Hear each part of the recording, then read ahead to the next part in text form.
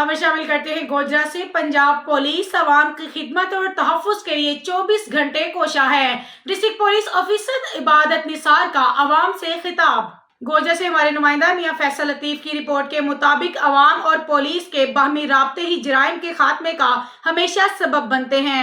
इसलिए पंजाब पुलिस की अव्वलीन तरजीह खुली कचहरी के जरिए अवामुन्नास से बाहमी राब्ते हैं। District police officer Toba Tek Singh Ibadat Nisar ने यूनियन कौंसल नंबर 2 नज़द थाना नवा लाहौर में डिस्ट्रिक्ट पुलिस ऑफिसर इबादत निसार की तरफ से खुली कचहरी मुनक्कद की गई, जिसमें मकामी लोगों ने अपने अपने मसाइल बयान किए, जिनको सुनकर डीपीओ इबादत निसार ने मकामी एसएचओ और मेयर सरफराज को फौरी तौर पर हल करने का हुक्म दिया।